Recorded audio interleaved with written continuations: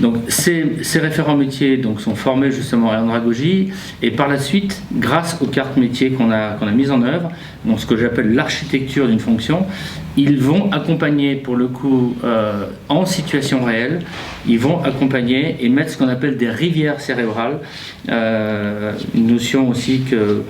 qu'on pourra développer plus tard avec des idées, c'est de construire tout le chemin cognitif pour pouvoir justement traiter une situation. Voilà, et aujourd'hui ces référents métiers, alors déjà c'est une grande reconnaissance pour ces référents métiers,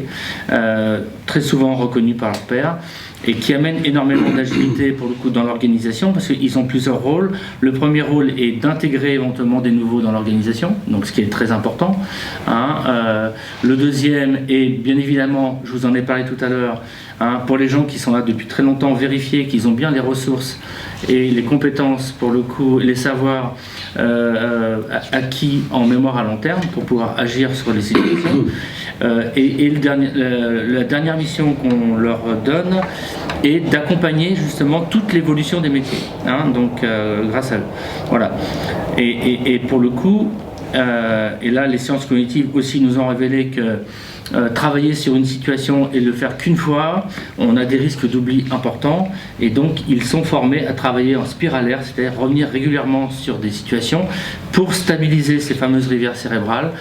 et vraiment de voir une montée en compétences assez impressionnante, donc liée à l'action et sur quelque chose de concret. Lorsqu'on a parlé référent métier avec Michel, on s'est rendu compte que ce que je faisais n'était pas suffisant et qu'on était vraiment resté basé sur le métier, alors que le référent métier c'est aussi un relais entre les salariés et la hiérarchie et pas seulement quelqu'un qui distribue des modes opératoires et des bons points ou des mauvais points. Donc c'est quelqu'un qui doit aussi passer par le parcours de formation des sciences cognitives. Ici, les référents métiers ont tous été formés de la même manière que les managers, pas en séminaire, mais en présentiel ici dans la mutuelle. Donc ils ont tous été formés aux mêmes méthodes de connaissances cognitives, de manière à ce qu'ils puissent aussi diffuser cette façon de voir auprès des salariés. Certains référents métiers se sont révélés